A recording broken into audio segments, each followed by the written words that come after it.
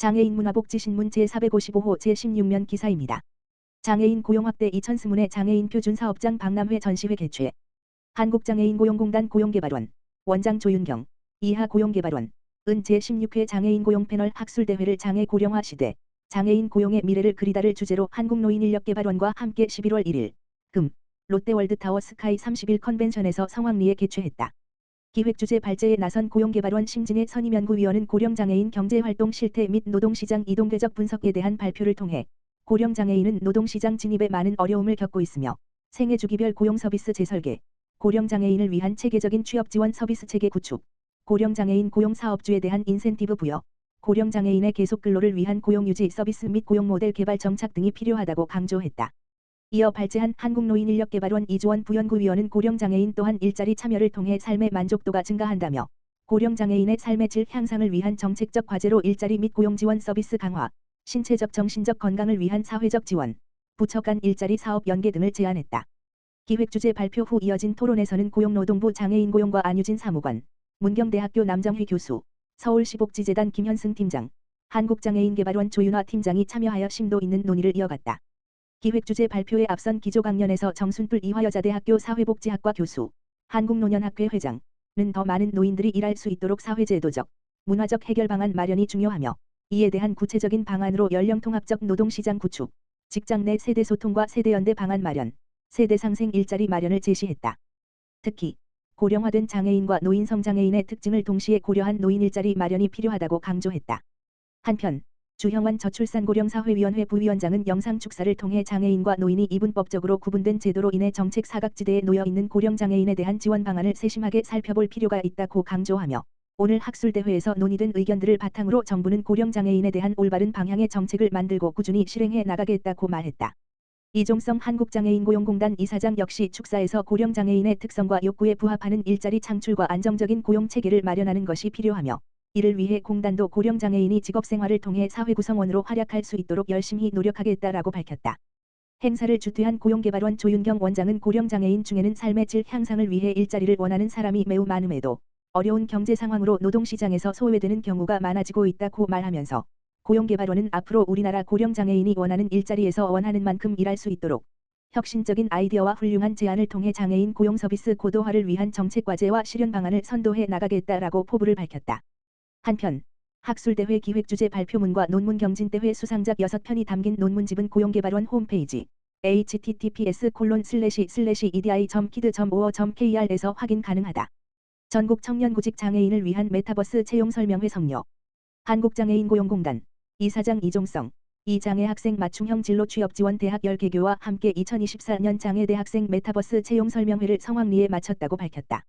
참여기관은 대한무역투자진흥공사, 코드라, 한국가스기술공사, 한국공항공사, 한국마사회, 한국무역보험공사, 한국주택금융공사, 한국철도공사, 한국토지주택공사, LH, 벽산, 네오이즈 등 민간, 공공기관 등 17개소로 기업의 취업정보 외에도 다양한 청년장애대 학생을 위한 부스가 운영되었다. 실시간 채용 설명회관에서는 기업 채용 담당자가 기관의 채용 절차와 인재상 등을 소개했으며 기업별 채용 상담관에서는 청년 구직자와 기업 담당자가 1대1로 상담을 진행했다. 이 밖에도 진로 및 취업 상담관, 장애대 학생 취업 준비관, 이벤트, 경품 추첨 등이 운영되어 참여자들에게 유익한 취업 정보과 재미를 더했다. 채용 설명회는 64개 대학 장애대 학생뿐만 아니라 청년 구직자 등 총 324명이 참여하여 많은 장애대 학생들의 관심과 참여 속에 성황리에 마무리됐다.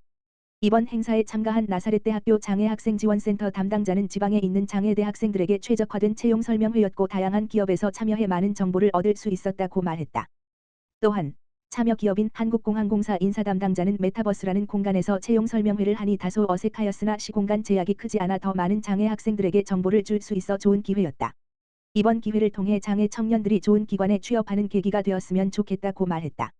공단 차정훈 고용촉진이사는 이번 행사를 통해 많은 장애인 청년들이 취업 정보를 얻는 기회가 되었기를 바란다며 전국의 장애대 학생 등 청년구직 장애인들이 좋은 기관으로 취업할 수 있도록 공단이 기업과 대학의 브릿지 역할을 하겠다고 말했다.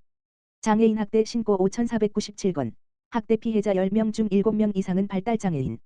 보건복지부 장관 조규홍과 중앙장애인권익공호기관은 장애인 학대 신고 사례를 분석한 2020세 장애인 학대 현황 보고서를 발간하였다. 장애인권익공호기관은 장애인복지법 제59조의 11에 따라 2017년부터 설치되어 장애인 학대 신고 접수 및 피해자 지원, 학대 재발 방지를 위한 사후 관리 및 교육 등을 전담하는 전문기관으로서 24년 10월 현재 전국에 20개소 별표 사인가 운영되고 있다. 별표 사인 중앙 1개소, 17개 시도에 19개소, 경기, 충북 2개소. 장애인 학대 현황 보고서는 장애인 학대 신고 접수 현황 및 사례 분석 결과 등을 포함하고 있으며 주요 내용은 다음과 같다. 장애인 학대 관련 신고 건수는 5,497건이며 이 중 학대 판정 사례는 1,418건. 학대 피해자 10명 중 7명, 73.9%은 발달장애인, 지적자폐성장애. 대쉬 피해장애인 장애 유형은 지적장애인 67.3%, 자폐성장애인 6.6% 순. 학대 행위자는 지인 20.9%, 사회복지시설 종사자 16.5%, 부 10.1% 순. 학대 발생 장소는 피해장애인 거주지 44.0%, 장애인 거주시설 13.2%, 행위자 거주지 7.5% 순. 학대 유형은 중복학대 25.3%, 경제적 착취 23.2%, 신체적 학대 20.5% 순. 중복 미분유시, 신체적 학대 30.8%, 정서적 학대 24.8%, 경제적 착취 23.9% 순. 장애아동 학대 사례는 전체 학대 사례의 18.5%, 263건을 차지. 2023 학대 사례 1,418건에 대한 지원 17,127회 실시. 장애인권익 공호기관. 대쉬 상담 지원 11,302회, 사법 지원 2,458회, 복지 지원 1,322회 순다. 한국장애인고용공단 2020회 장애계 실무책임자 간담회 개최. 한국장애인고용공단 이사장 이종성 은 11월 12일 화 서울 여의도 이룸센터에서 장애계 단체의 사무총장 등이 참석한 가운데 2020회 장애계 실무책임자 간담회를 개최했다. 이번 간담회에는 한국장애인단체 총연맹, 한국장애인단체 총연합회 등 장애계 8개 단체의 실무책임자들이 참석해 2024년 공단의 주요 사업 추진 경과를 공유하고 향후 공단 사업계획 및 중장기 사업 방향에 대해 의견을 나눴다. 특히 2024년 장애인 직무개발 사례 36건과 장애인 표준사업장 판로 지원 사업에 관한 내용도 공유하였으며 공단은 상반기 사업 설명회와 함께 하반기 간담회를 통해 장애계와 정기적인 의견 교환의 장을 이어가고 있다. 한국장애인고용공단 이덕회 기획관리이사는 국정 운영의 핵심 기조인 약자복지에 맞게 장애인 고용 정책을 더 두텁게 챙기고 장애계와 소통하는 자리를 만들어 공단 사업에 반영할 수 있도록 노력하겠다고 말했다.